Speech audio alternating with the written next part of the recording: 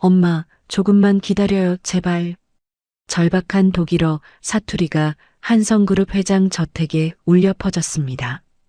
그 순간 서재 문을 열던 한동훈 회장의 온몸에 전율이 흘렀습니다. 쾅!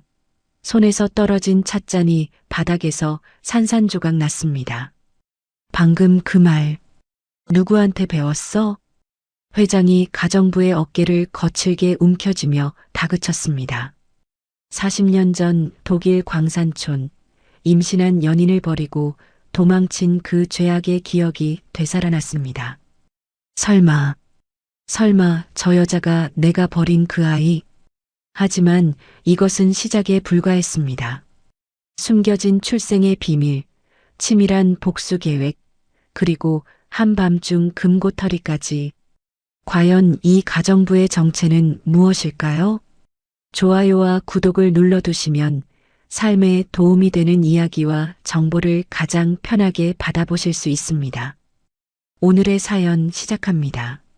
한성그룹 본가의 넓은 거실에 오후 햇살이 비스듬히 들어왔습니다. 고급스러운 가구들 사이로 차분한 정적이 흘렀습니다.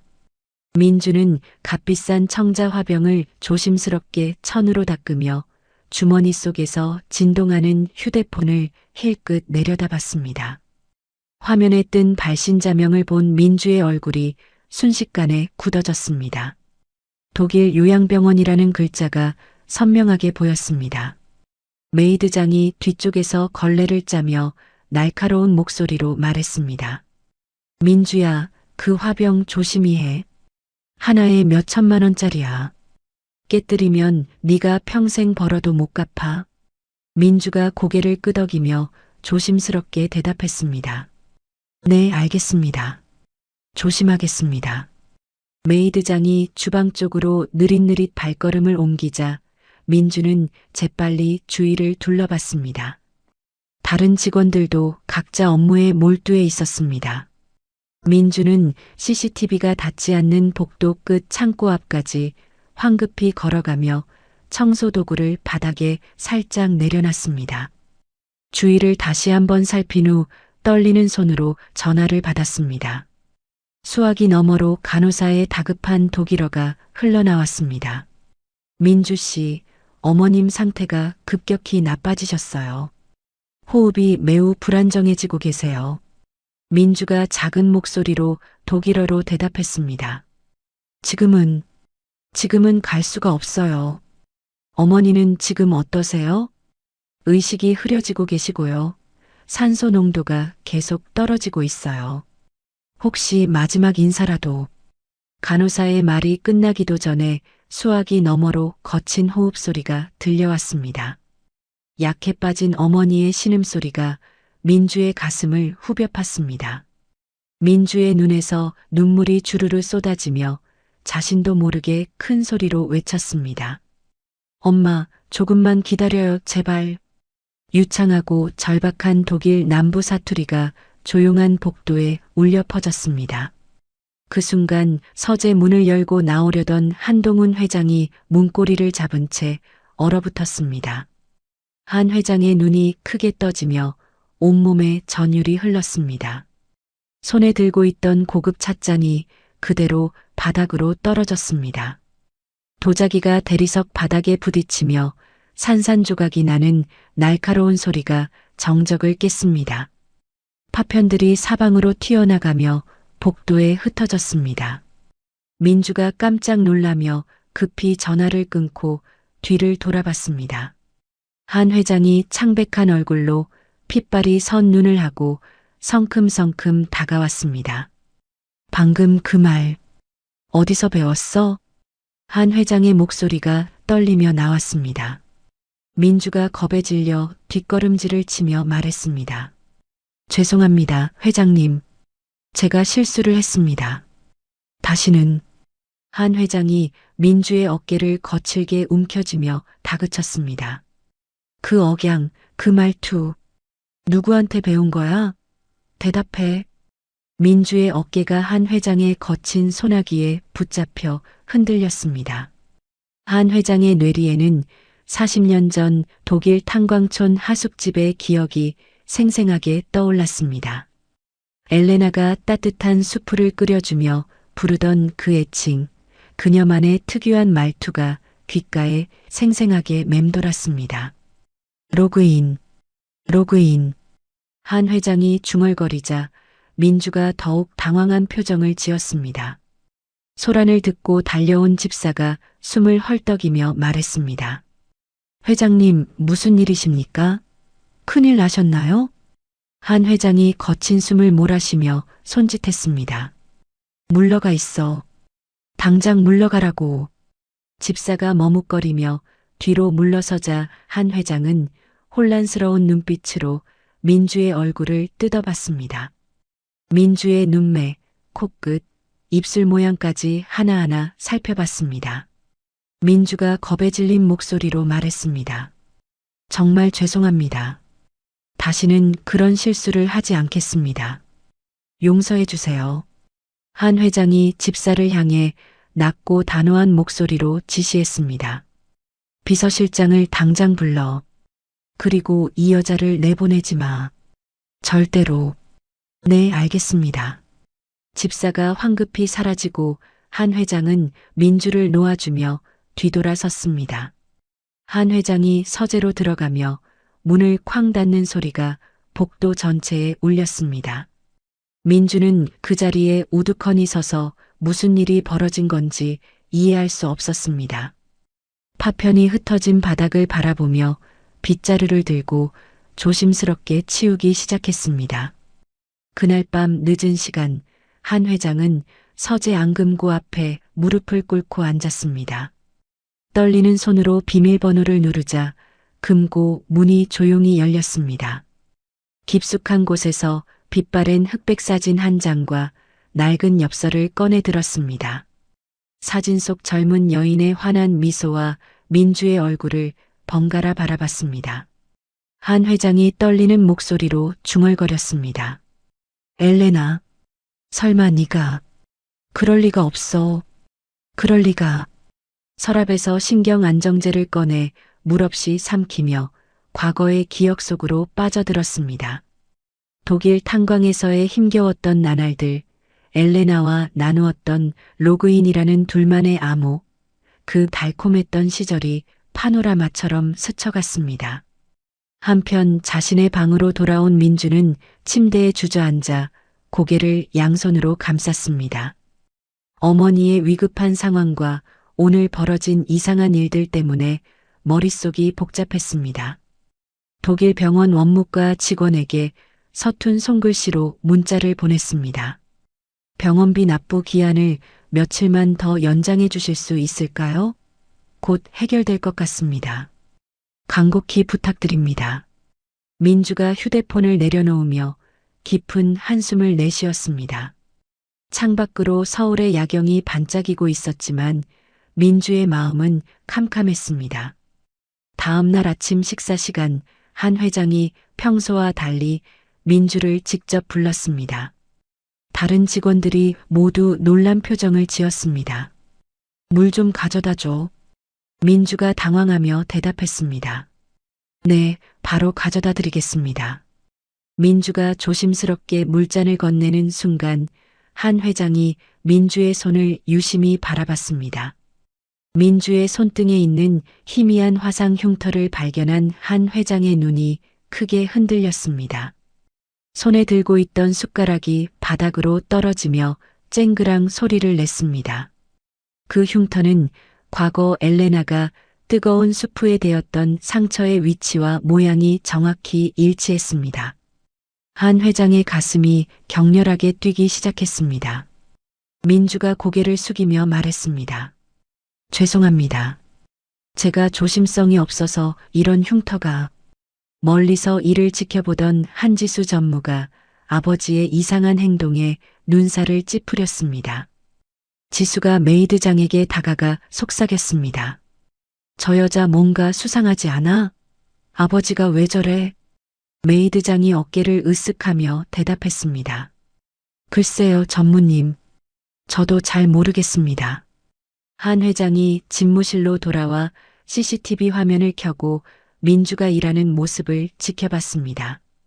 민주가 머리카락을 귀 뒤로 넘기는 작은 습관, 걸음걸이, 심지어 물건을 정리하는 방식까지도 엘레나와 똑같았습니다. 한 회장의 손이 책상을 꽉 움켜쥐었습니다.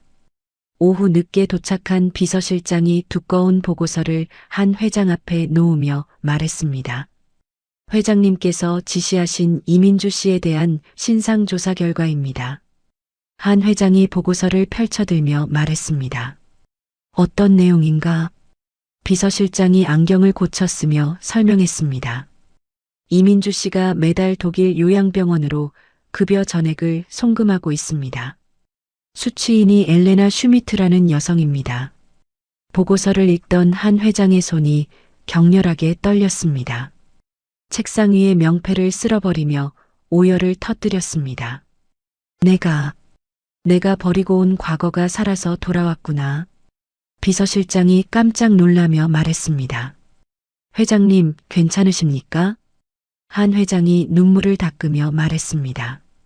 나가 있어. 그리고 아무에게도 이 내용을 말하지 마. 네, 알겠습니다. 비서실장이 나간 후 한 회장은 책상에 엎드려 흐느꼈습니다. 40년 전 독일을 떠나며 엘레나에게 했던 약속, 그리고 지키지 못한 그 모든 것들이 가슴을 짓눌렀습니다. 며칠이 지나면서 한동훈 회장의 행동은 더욱 이상해졌습니다. 평소 가정부들에게는 눈길 한 번 주지 않던 그가 민주에게만큼은 특별한 관심을 보였습니다. 힘든 육체 노동에서 민주를 빼고 대신 서재 정리나 간단한 번역 업무를 맡겼습니다. 한 회장이 서재에서 민주를 부르며 말했습니다. 이 독일어 원서 좀 읽어봐. 어떤 내용인지 궁금해. 민주가 책을 받아들며 조심스럽게 대답했습니다. 괴테의 시집이네요. 읽어드릴까요? 한 회장이 고개를 끄덕이자 민주는 유창한 독일어로 낭독하기 시작했습니다. 시의 아름다운 운율이 서재에 흘러나오자 한 회장은 눈을 감고 감상했습니다. 그 목소리는 과거 엘레나가 들려주던 자장가와 너무나 닮아 있었습니다. 한 회장이 감격한 표정으로 말했습니다. 정말 잘한다.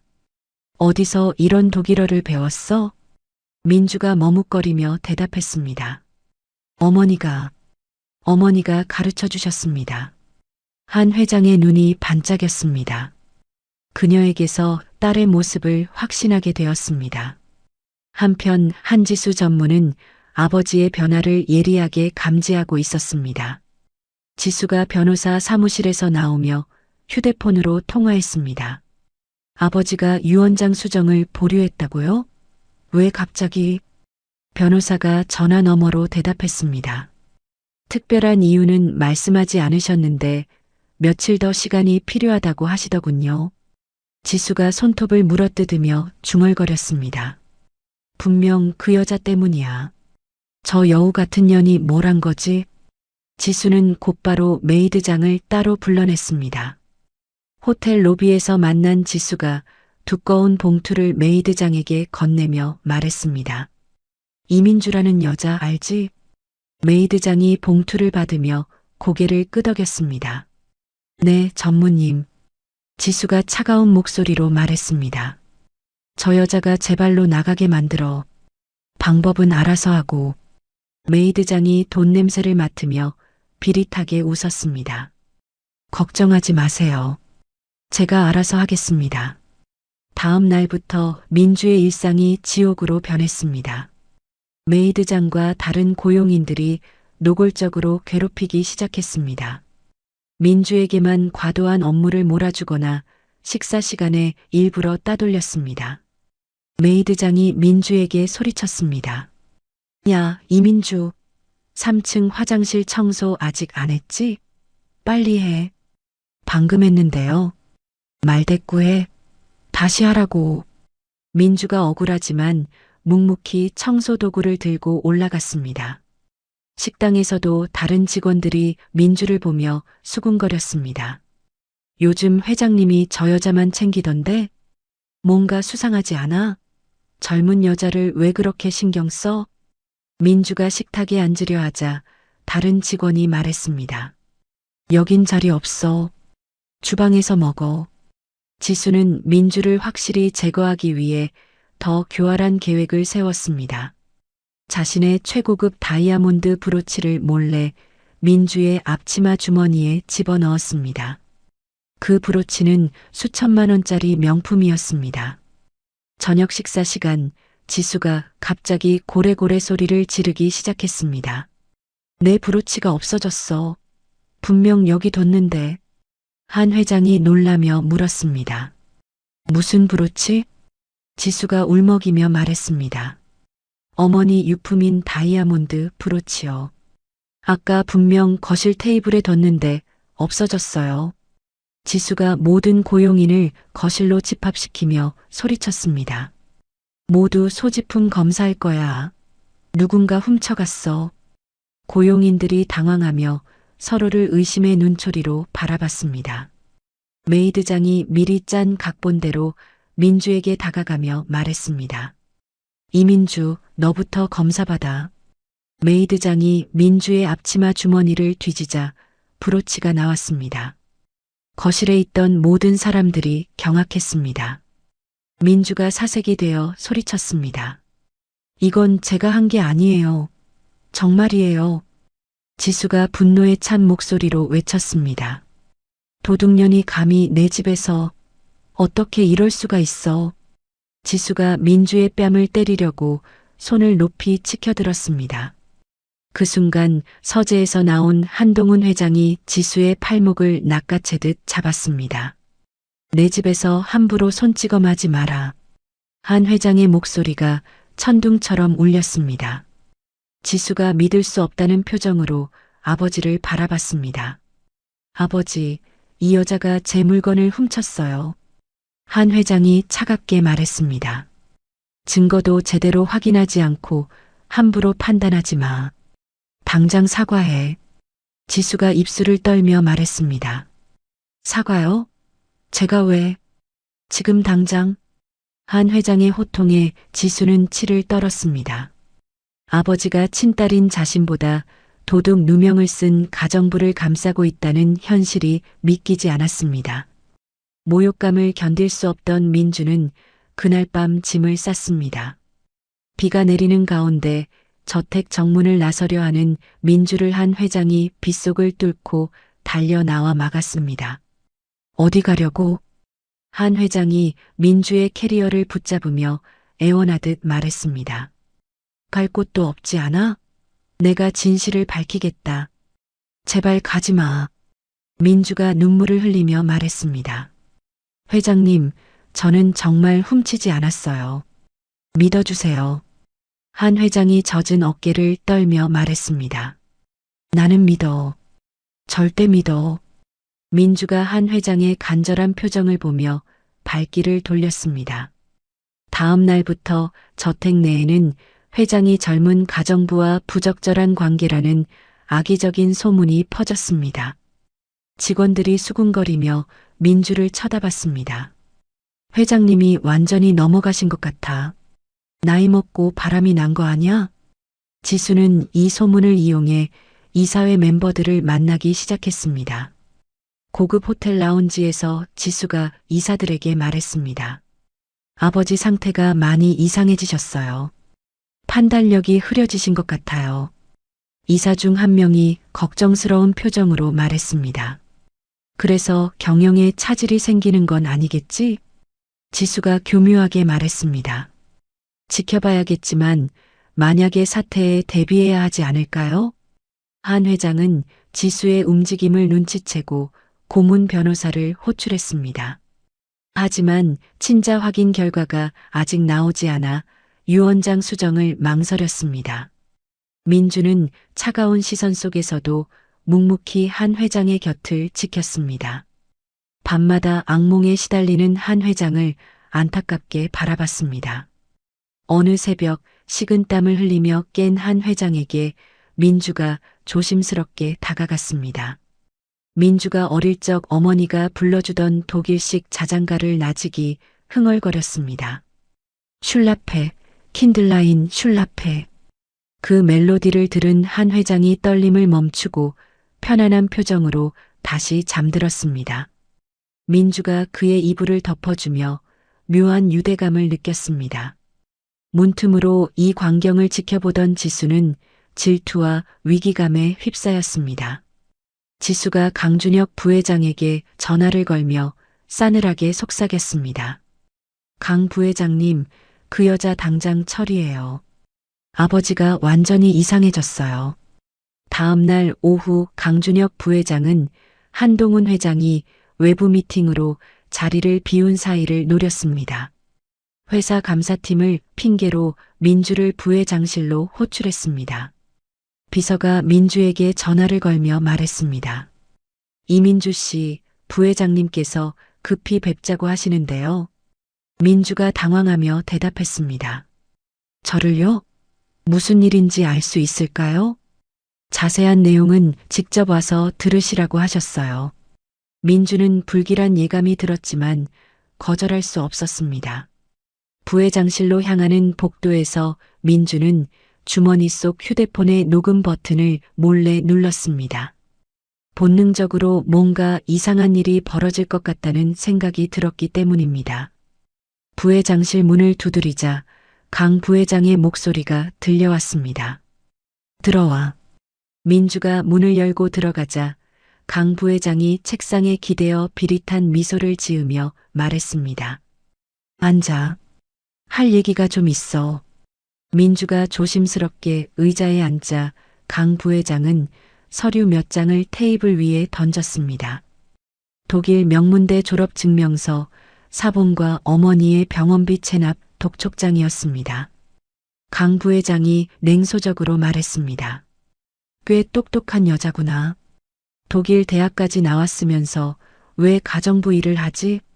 민주가 침착하게 대답했습니다. 개인적인 사정이 있어서입니다. 강 부회장이 독촉장을 손가락으로 톡톡 치며 말했습니다. 어머니 병원비가 상당하던데 매달 얼마씩 보내고 있어? 민주의 얼굴이 굳어졌습니다.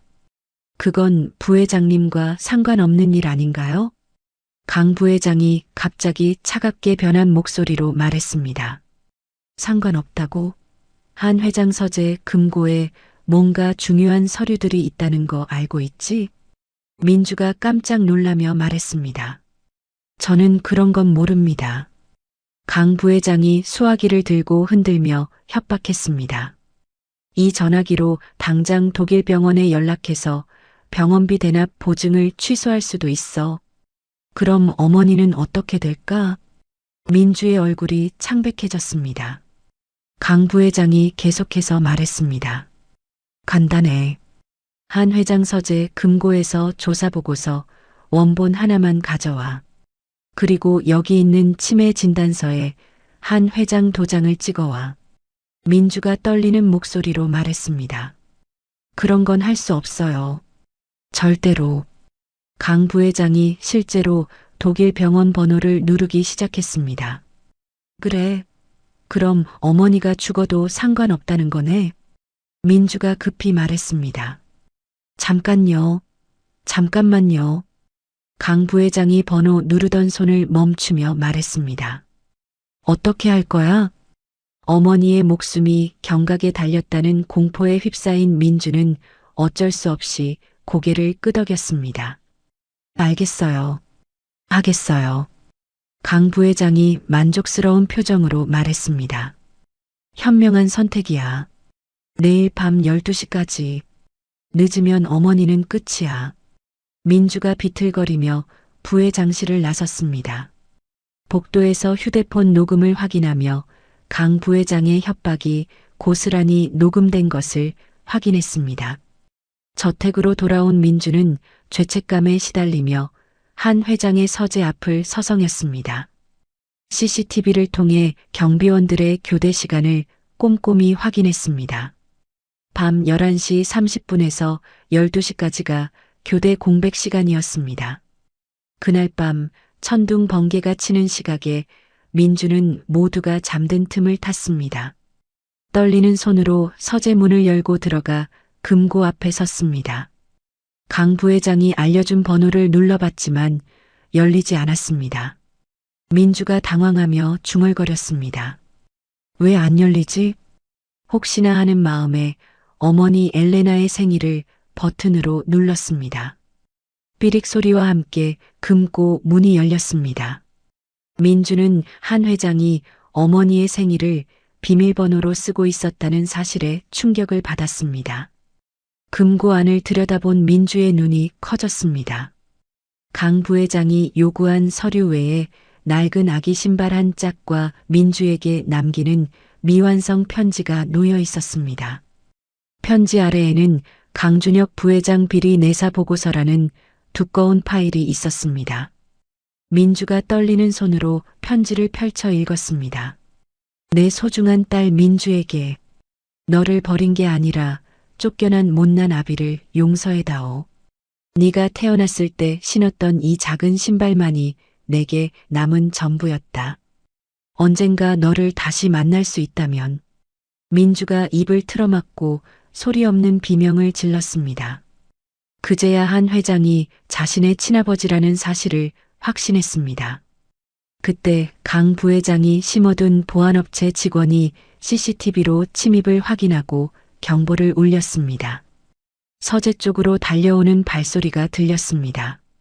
민주는 강 부회장에게 줄 서류가 아닌 비리 내사 보고서와 어머니의 편지를 본능적으로 챙겼습니다.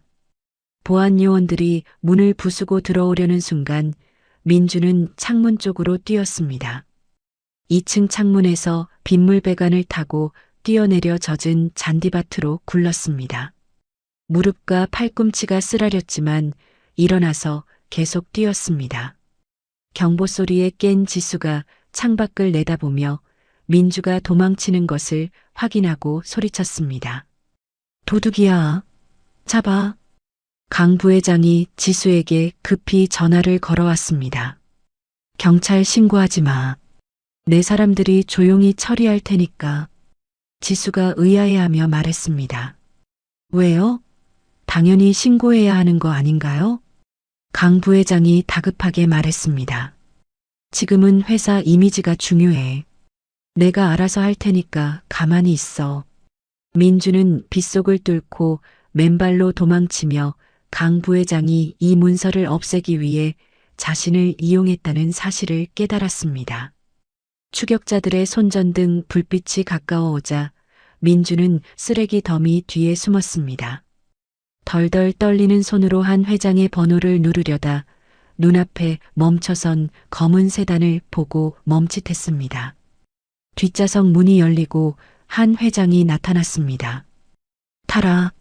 민주가 흙투성이가 된 채 차 안으로 뛰어들었습니다.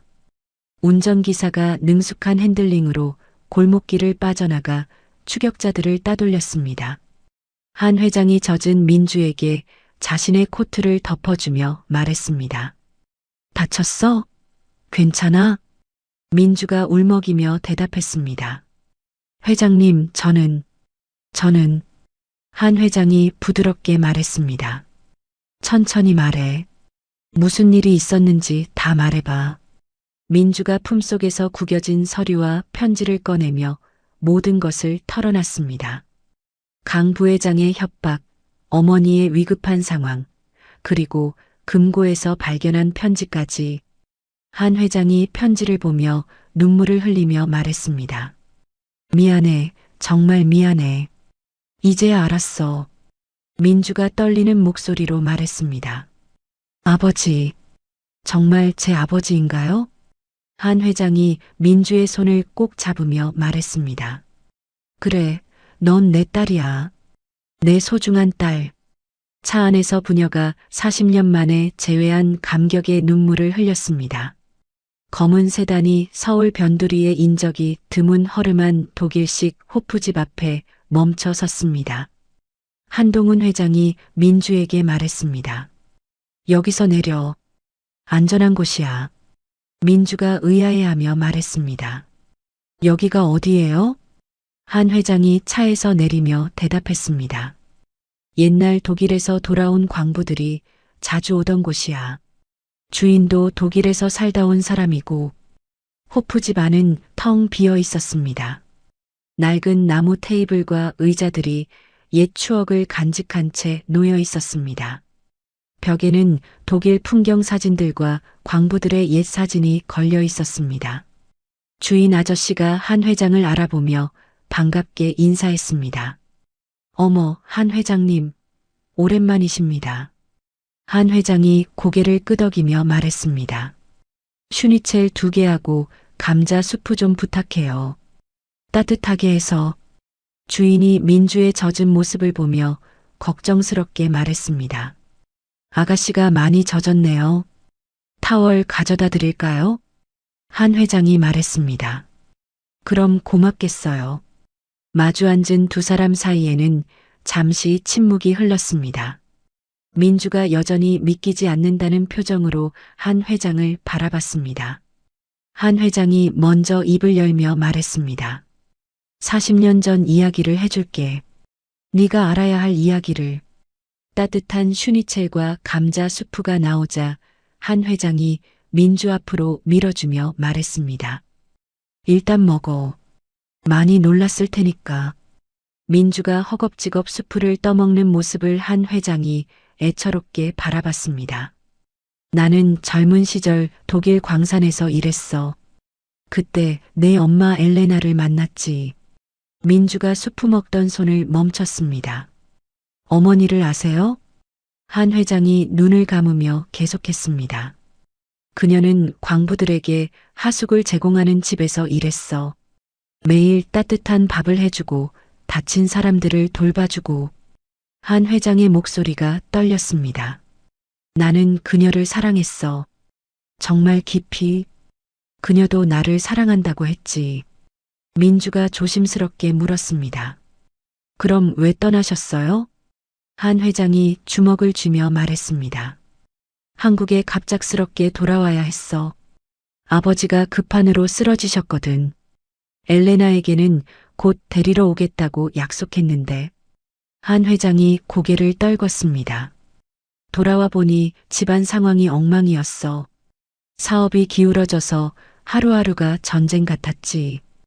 엘레나에게 편지를 보냈지만 답장이 오지 않았어. 민주가 놀라며 말했습니다. 편지를 보내셨다고요? 한 회장이 고개를 끄덕였습니다. 몇 번이나 보냈어. 하지만 소식이 없었지. 나중에 알고 보니 주소가 바뀌어서 편지가 전달되지 않았던 거야. 민주의 눈에 눈물이 고였습니다. 어머니도 아버지를 계속 기다리셨어요. 죽을 때까지. 한 회장이 충격받은 표정으로 말했습니다. 뭐라고? 엘레나가? 민주가 품속에서 젖은 채 구겨진 파란색 스카프를 꺼내 테이블 위에 올려놨습니다. 이거 아버지가 어머니에게 주신 거 맞죠? 한 회장이 스카프를 보는 순간 눈물이 쏟아지기 시작했습니다. 이걸 아직도 가지고 있었구나. 한 회장이 과거를 회상하며 말했습니다. 그녀가 떠날 때 다시 만날 나를 기약하며 준 선물이었어. 파란색이 너무 예쁘다면서. 민주가 울먹이며 말했습니다. 어머니가 돌아가시기 전에 하신 말씀이 있어요. 내 아버지를 원망하지 말라고. 그분은 훌륭한 사람이라고. 한 회장이 억눌러왔던 감정을 터뜨리며 흐느꼈습니다. 미안해, 정말 미안해. 그동안 알아보지 못해서. 민주도 눈물을 흘리며 말했습니다. 아버지, 이제 됐어요. 이제 만났잖아요. 한 회장이 민주의 손을 꼭 잡고 말했습니다. 너와 내 엄마를 한시도 잊은 적이 없어. 로그인이라는 우리만의 암호도 기억하고 있고. 민주가 깜짝 놀라며 말했습니다. 그것도 기억하세요? 한 회장이 웃으며 말했습니다. 어떻게 잊을 수 있겠어? 네가 태어났을 때 엘레나가 만든 우리만의 암호였는데. 민주가 금고에서 가져온 비리 내사 보고서를 꺼내 한 회장에게 건네며 말했습니다. 아버지, 이거 보세요. 강 부회장이 저한테 이걸 훔쳐오라고 협박했어요. 한 회장이 보고서를 보며 입술을 깨물었습니다. 역시 내 의심이 맞았구나. 강준혁 그 자식이. 민주가 결연한 표정으로 말했습니다. 엄마가 사랑했던 아버지를 지키는 게 제 의무예요. 회사를 지키는데 도와드릴게요. 한 회장이 위험하다며 말했습니다. 안 돼. 너무 위험해. 민주가 단호하게 말했습니다. 괜찮아요. 이미 녹음도 해뒀고 증거도 있어요. 한 회장이 민주의 의지를 꺾을 수 없음을 알고 고개를 끄덕였습니다. 휴대폰을 꺼내 누군가에게 전화를 걸었습니다. 내일 일정 다 취소해. 그리고 독일 기업 합병건 회의 준비해. 다음 날 아침 한 회장은 민주를 강남의 최고급 부티크로 데려갔습니다. 직원이 다양한 정장을 가져와 보여줬습니다. 한 회장이 네이비색 정장을 골라주며 말했습니다. 이걸로 해. 당당해 보여야 하거든. 민주가 탈의실에서 나오자 완전히 다른 사람이 된 것 같았습니다. 세련된 정장과 구두를 신은 민주는 진짜 임원처럼 보였습니다. 한 회장이 흐뭇한 미소를 지으며 말했습니다. 완벽해. 이제 진짜 내 딸 같아. 한 회장이 미리 준비해둔 특별 보좌관 출입증을 민주의 목에 걸어주며 말했습니다. 이제 당당하게 정문으로 들어가는 거야. 이동하는 차 안에서 민주는 밤새 공부한 독일 기업 합병 관련 자료를 다시 체크했습니다. 유창한 독일어와 전문 지식을 바탕으로 완벽하게 준비했습니다. 한 회장이 민주에게 말했습니다. 오늘이 강준혁과의 전쟁터가 될 거야. 준비됐어? 민주가 결의에 찬 표정으로 대답했습니다. 네, 아버지. 준비됐어요. 한성그룹 본사 로비에 도착한 두 사람은 수많은 직원의 시선을 받으며 나란히 걸었습니다. 지수와 강 부회장이 CCTV로 이를 지켜보며 당황했습니다. 강 부회장이 지수에게 전화를 걸며 말했습니다. 저 여자가 어떻게 돌아온 거야? 분명히 처리했다고 했잖아. 지수가 떨리는 목소리로 대답했습니다. 저도 모르겠어요. 아버지가 데려온 것 같은데. 엘리베이터가 최상층을 향해 올라가며 민주는 아버지와 눈을 마주치고 깊게 심호흡했습니다. 이제 진짜 전쟁이 시작되는 것이었습니다. 한성그룹 본사 대회의실에는 긴장감이 팽팽하게 흘렀습니다. 독일 측 대표단이 시계를 보며 불만 섞인 표정으로 가방을 챙기기 시작했습니다. 회의 시작 시간이 30분이나 지났지만 한동훈 회장은 나타나지 않았습니다. 독일 대표단장이 짜증스럽게 말했습니다. 이런 식으로 시간을 낭비할 수는 없습니다. 우리는 돌아가겠어요. 강준혁 부회장이 심어둔 통역사가 의도적으로 뉘앙스를 왜곡하여 통역했습니다. 독일 측에서 한성그룹의 성의에 의문을 표하고 있습니다. 이를 눈치채지 못한 임원들이 발만 동동 굴렀습니다. 강 부회장이 속으로 만족스러워하며 말했습니다. 참 안타깝네요. 회장님이 건강상 문제가 있으셔서. 그때 회의실 문이 활짝 열리고 한동훈 회장이 들어왔습니다. 강 부회장이 비웃음을 흘렸지만 뒤따라 들어오는 민주가 임원용 출입증을 태그하며 들어오자 표정이 굳었습니다. 민주는 자리에 앉지도 않고 독일 대표단에게 다가가 유창한 독일어로 말했습니다. 정말 죄송합니다. 급한 일이 있어서 늦었습니다. 제가 한동훈 회장의 특별 보좌관 이민주입니다. 독일 대표단이 놀라며 서로 눈을 마주쳤습니다. 완벽한 독일어를 구사하는 젊은 여성의 등장에 흥미를 보였습니다. 민주가 정중하게 말했습니다. 다시 자리로 돌아가 주시면 감사하겠습니다. 오늘 회의가 여러분께 매우 유익한 시간이 될 것을 약속드립니다. 독일 대표단장이 호기심 어린 표정으로 말했습니다. 독일어를 정말 잘하시는군요. 어디서 배우셨나요? 민주가 미소를 지으며 대답했습니다. 독일에서 오랫동안 살았습니다. 그곳이 제 제2의 고향이죠. 독일 대표단이 다시 자리에 앉자 민주는 통역사의 오역을 정확하게 지적했습니다. 방금 통역에 오류가 있었습니다. 대표단장님은 단순히 시간 관리에 대한 의견을 주신 것이지 성의의 의문을 표한 것은 아닙니다. 통역사가 당황하며 얼굴이 새빨개졌습니다. 민주가 준비된 프레젠테이션 화면을 띄우며 말했습니다. 한성그룹과 독일 기업의 합병이 양쪽 모두에게 가져다 줄 시너지에 대해 말씀드리겠습니다. 민주는 독일의 경제 상황과 한성그룹의 기술력을 완벽하게 분석한 자료를 제시했습니다. 전문적인 용어와 독일 문화를 깊이 이해한 설명에 독일 대표단이 고개를 끄덕이며 메모하기 시작했습니다. 강 부회장과 지수가 믿을 수 없다는 듯 입을 벌리고 쳐다봤습니다. 임원들 사이에서는 감탄사가 터져나왔습니다. 독일 대표가 까다로운 기술적 질문을 던졌습니다. 한국의 반도체 기술과 우리의 자동차 부품 기술을 접목할 때 예상되는 호환성 문제는 어떻게 해결하실 건가요? 민주가 막힘없이 답변했습니다. 독일의 정밀 기계 기술과 한국의 IT 융합 기술을 결합하면 인더스트리 4.0 시대에 최적화된 스마트 팩토리 구축이 가능합니다. 독일 대표단이 놀라며 서로 의견을 나누기 시작했습니다. 민주는 협상의 주도권을 완전히 가져왔습니다. 마침내 독일 대표단장이 웃으며 합병 계약서에 서명했습니다. 한성그룹과 함께 일하게 되어 영광입니다. 회의실이 우레와 같은 박수 소리로 가득 찼습니다. 한 회장이 자리에서 일어나 임원들 앞에서 민주를 가리키며 말했습니다. 이 프로젝트를 성공시킨 주역이자 제 특별 보좌관을 소개합니다.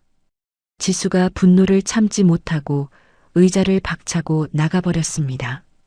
강 부회장은 굳은 표정으로 어딘가에 문자를 보내며 중얼거렸습니다.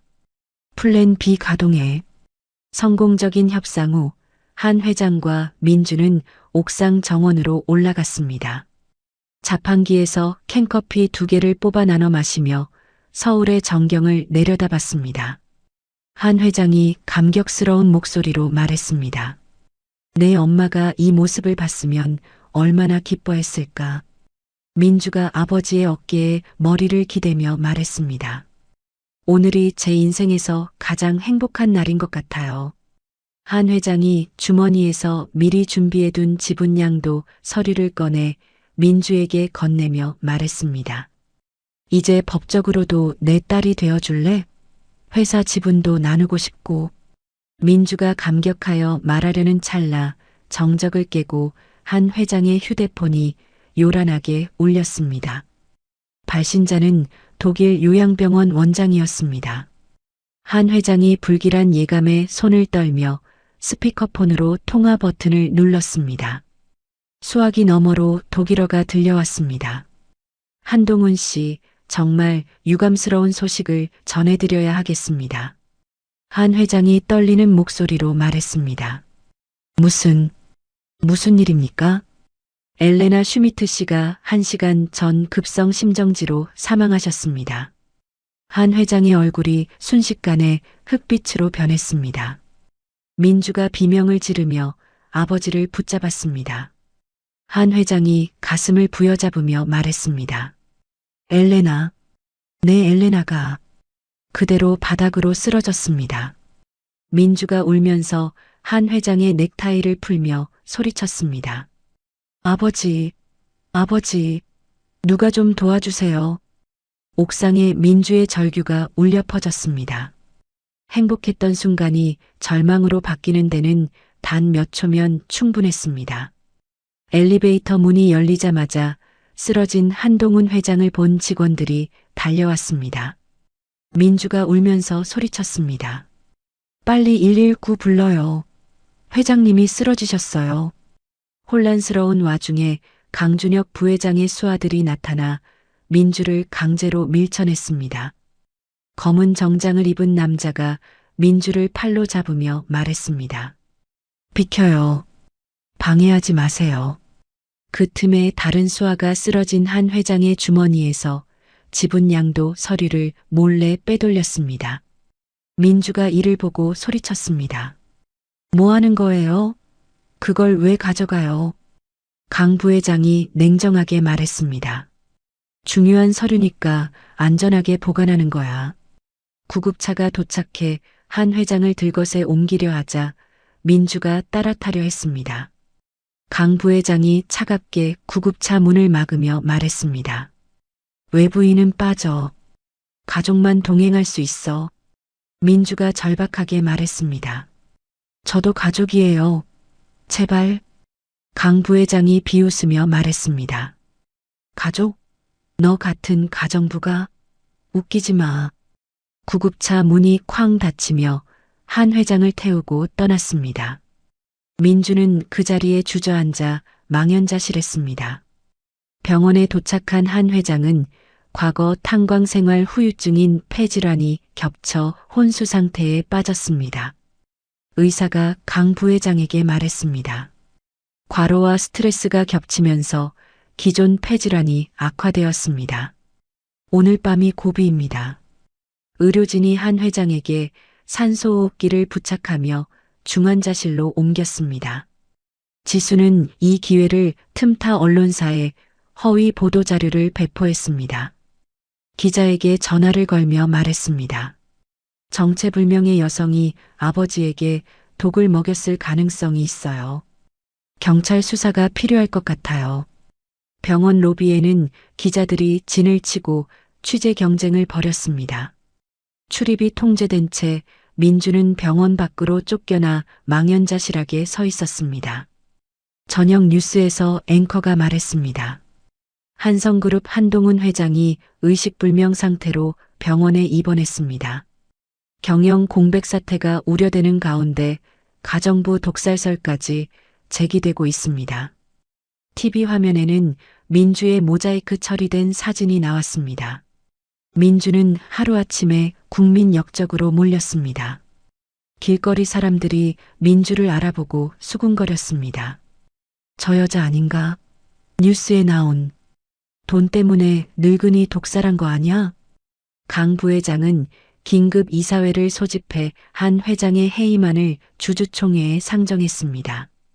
이사회실에서 강 부회장이 말했습니다. 회장님의 건강상 문제로 경영 공백이 발생했습니다. 회사를 위해 저라도 회장 대행을 맡아야겠습니다. 이사들이 고개를 끄덕이며 찬성했습니다. 민주는 경찰의 수사망이 좁혀오자 허름한 모텔에 숨어들었습니다.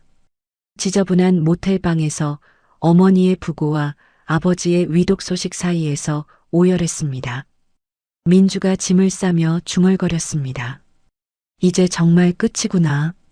독일로 돌아가서 엄마 장례라도 치러야지. 그때 모텔 방문을 누군가 두드렸습니다. 민주가 경계하며 문을 조금 열어보니 한 회장의 충직한 운전기사가 모자를 눌러 쓴 채 서 있었습니다. 운전기사가 주위를 살피며 말했습니다. 아가씨, 회장님이 만약의 사태를 대비해 저에게 전해달라고 하셨습니다. 운전기사가 작은 USB와 보안 카드를 건네며 계속 말했습니다. 이 안에 중요한 것들이 들어있다고 하시더군요. 민주가 떨리는 손으로 받으며 말했습니다. 감사합니다. 아저씨도 조심하세요. USB를 노트북에 연결하자 어머니 엘레나의 영상 편지가 나왔습니다. 창백한 얼굴의 어머니가 힘겨운 목소리로 말했습니다. 민주야, 내 아버지는 훌륭한 사람이다. 그를 원망하지 말고 꼭 지켜달라. 그것이 엄마의 마지막 부탁이야. 민주가 화면 속 어머니를 보며 가슴을 치며 울었습니다. 엄마, 엄마.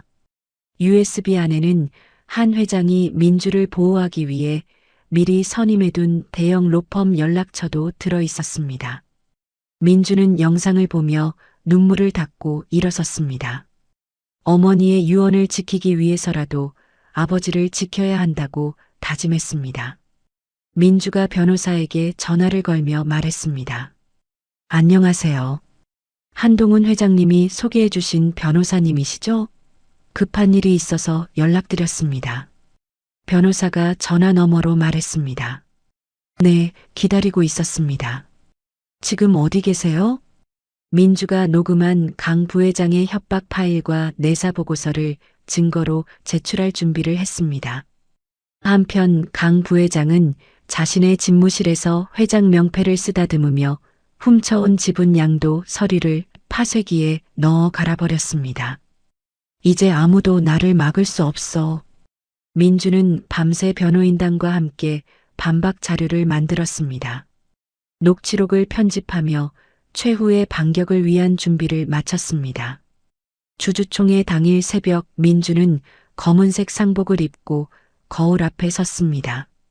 결연한 표정으로 머리를 단정하게 묶었습니다. 민주가 어머니의 사진과 아버지의 쾌유를 비는 묵주를 주머니에 넣으며 말했습니다. 엄마, 아버지를 지킬게요. 변호인단과 함께 주주총회장으로 향하는 차에 오르며 마지막 전투를 준비했습니다. 한성그룹 대강당에는 수백 명의 주주가 모여 웅성거렸습니다. 강준혁 부회장이 단상에 올라 마이크를 잡으며 말했습니다. 오늘 이 자리에 모인 이유는 한동훈 회장의 건강상 문제 때문입니다. 강 부회장이 목소리를 높이며 계속했습니다. 회장님이 의식불명 상태에 빠지신 상황에서 회사 경영에 공백이 발생했습니다. 이는 주주 여러분의 이익에 심각한 손해를 끼치고 있습니다. 일부 주주들이 고성을 지르며 항의했습니다. 그래도 함부로 해임할 수는 없는 거 아냐? 회장님이 깨어나실 때까지 기다려야지. 강 부회장이 준비해온 용역 깡패들을 손짓으로 불러 분위기를 험악하게 만들었습니다. 덩치 큰 남자들이 항의하는 주주들에게 다가가 위협적으로 말했습니다. 조용히 하세요.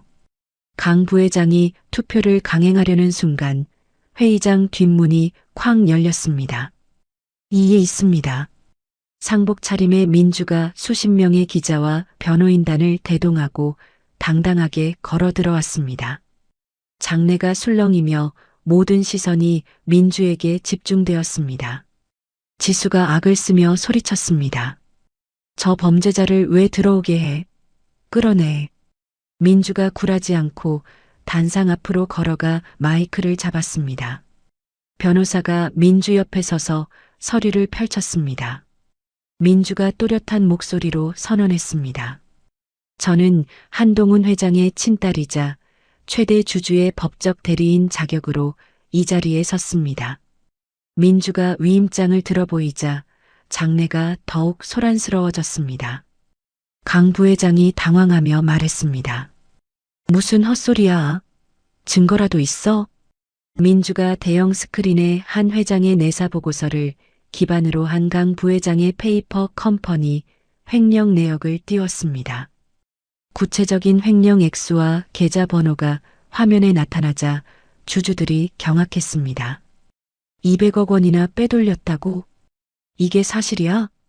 강 부회장이 발뺌하며 소리쳤습니다. 조작된 자료야. 믿지 마세요. 민주가 이에 굴하지 않고 녹음해둔 강 부회장의 협박 육성 파일을 스피커를 통해 재생했습니다. 어머니를 살리고 싶으면 한 회장의 서재 금고에 있는 조사 보고서, 원본과 치매 진단서에 도장을 찍어와. 강 부회장의 잔인한 목소리가 회의장에 울려 퍼지자 여론이 순식간에 반전되었습니다. 주주들이 강 부회장에게 야유를 보내며 물병을 던졌습니다. 물러가라. 도둑놈. 궁지에 몰린 지수가 단상으로 뛰어올라 민주의 머리채를 잡으려 했습니다. 거짓말하지 마. 네가 뭔데?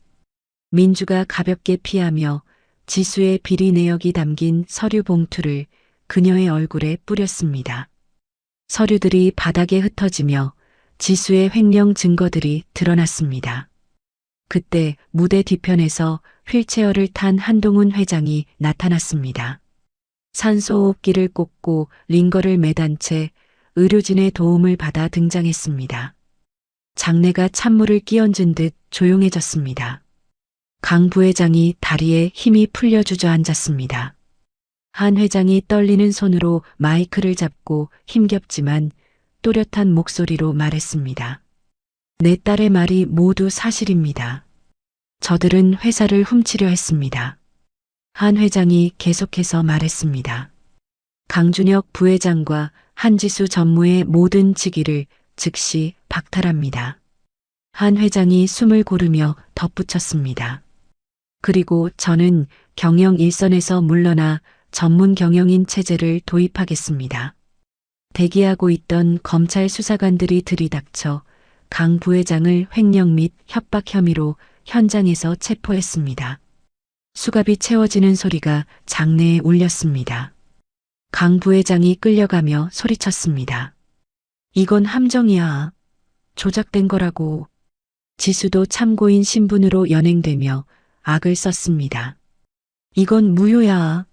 아버지, 어떻게 이럴 수가 있어요. 아무도 그녀의 말에 귀 기울이지 않았습니다. 모든 상황이 정리된 후 한 회장이 휠체어에서 일어나려 안간힘을 썼습니다. 민주가 달려가 그를 부축했습니다. 한 회장이 민주의 손을 잡고 주주들에게 깊이 허리를 숙여 사과했습니다. 회사에 누를 끼쳐 죄송합니다. 민주가 마이크를 잡고 짧고 강렬하게 말했습니다. 한성그룹은 투명하고 깨끗하게 다시 태어날 것입니다. 회의가 끝나고 대기실로 돌아온 한 회장이 긴장이 풀린 듯 민주의 품에 안겼습니다. 고맙다, 정말 고맙다. 그리고 미안해.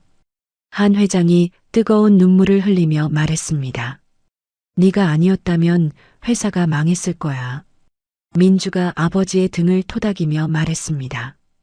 이제 괜찮아요, 아버지. 모든 게 끝났어요. 부녀가 서로를 껴안고 진정한 승리의 기쁨을 나누었습니다. 한 달 후 한동훈 회장은 건강을 어느 정도 회복했습니다. 약속대로 모든 경영권을 전문 경영인에게 넘기고 명예회 장직만 유지했습니다. 병원에서 퇴원 수속을 밟으며 의사에게 말했습니다. 이제 정말 자유로워진 기분입니다. 의사가 웃으며 대답했습니다.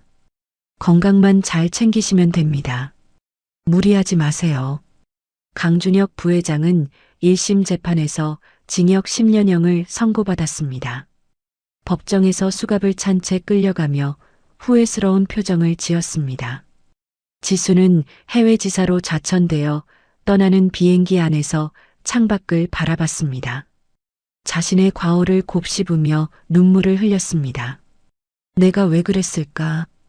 민주는 회사 업무 인수인계를 깔끔하게 마쳤습니다. 새로운 전문 경영인에게 독일 기업과의 합병 관련 자료를 전달하며 말했습니다. 이 프로젝트는 정말 중요합니다. 잘 부탁드려요. 전문 경영인이 고개를 끄덕이며 말했습니다. 훌륭한 기초 작업을 해주셨네요. 감사합니다. 아버지와 함께 어머니가 잠들어 있는 독일로 떠나기 위해 민주는 텅 빈 저택을 마지막으로 둘러봤습니다. 한때 지옥 같았던 이곳도 이제는 추억의 공간이 되었습니다. 한 회장이 저택의 불을 하나둘 끄며 말했습니다. 40년의 영육이 서린 집이지만 이제 정말 떠날 때가 됐구나. 민주가 아버지의 팔짱을 끼며 말했습니다. 새로운 시작이에요, 아버지. 독일행 비행기 안에서 한 회장이 창밖의 구름을 보며 말했습니다. 이제야 진짜 여행을 가는 기분이야. 의무가 아닌 자유로운 여행 말이야. 민주가 웃으며 대답했습니다. 엄마도 기뻐하실 거예요. 독일에 도착한 두 사람은 렌터카를 타고 라인강 변을 달렸습니다. 겨울이 지나고 봄이 오는 아름다운 풍경이 창밖으로 펼쳐졌습니다. 한 회장이 운전하며 말했습니다. 40년 만에 돌아오니 감회가 새롭구나. 공원묘지에 도착한 두 사람은 엘레나의 묘비 앞에 섰습니다. 차가운 강바람이 그들의 코트 자락을 흔들었습니다. 한 회장이 하얀 국화꽃 다발을 묘비 앞에 내려놓고 무릎을 꿇었습니다. 오열하며 긴 세월 전하지 못한 사죄의 말을 쏟아냈습니다. 엘레나, 미안해. 정말 미안해. 늦었지만 왔어. 민주가 아버지의 어깨를 감싸 안으며 함께 눈물을 흘렸습니다. 묘비에 새겨진 어머니의 이름이 햇살을 받아 반짝였습니다. 참배를 마친 후 두 사람은 과거 한 회장이 살았던 하숙집 근처의 오래된 식당을 찾아갔습니다. 추억이 깃든 그곳에서 다시 슈니체를 주문했습니다. 한 회장이 떨리는 손으로 나이프를 들어 민주에게 먹기 좋게 고기를 썰어줬습니다. 40년 전 엘레나에게 해주지 못했던 사랑의 표현이었습니다.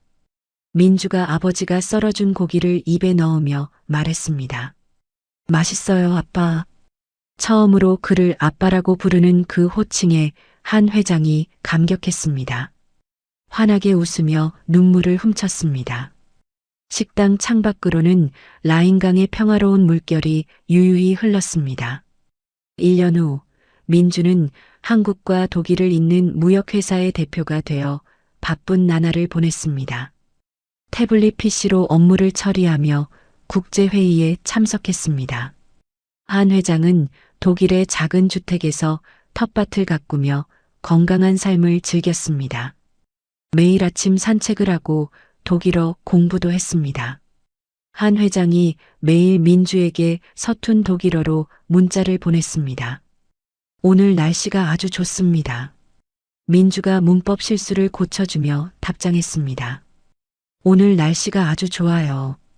아버지도 산책 많이 하세요.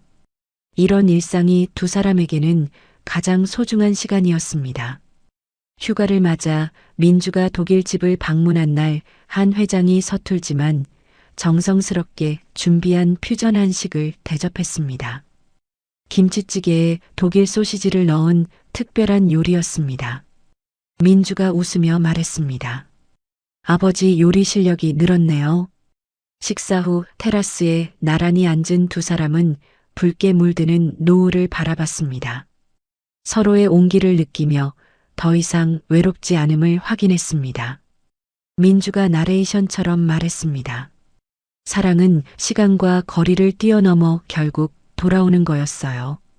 한 회장이 민주의 손을 잡으며 말했습니다. 로그인. 우리의 새로운 시작이야. 두 사람의 뒷모습이 노을 속으로 사라져가며 이야기는 따뜻한 마무리를 맞았습니다. 40년의 세월을 뛰어넘어 다시 만난 아버지와 딸의 이야기, 어떻게 보셨나요? 때로는 운명이 우리에게 가장 힘든 시련을 주지만 그 시련 속에서도 사랑은 길을 찾아 돌아옵니다. 민주가 어머니의 병원비를 위해 정체를 숨기고 가정부로 일하던 그 절박했던 순간들, 한 회장이 40년간 품어온 죄책감과 그리움, 그리고 마침내 라인강가에서 맞이한 평화로운 결말까지. 이 모든 것이 우리에게 말해주는 것은 진정한 사랑은 시간도 거리도 뛰어넘는다는 진리입니다. 여러분의 인생에도 때로는 예상치 못한 시련이 찾아올 수 있습니다. 하지만 그 속에서도 포기하지 않는 사랑과 용기가 있다면 언젠가는 반드시 희망의 빛이 찾아올 거라고 믿습니다. 이야기를 끝까지 들어주신 분이 계시다면 잘 들었다고 댓글 하나만 남겨주세요. 감사합니다.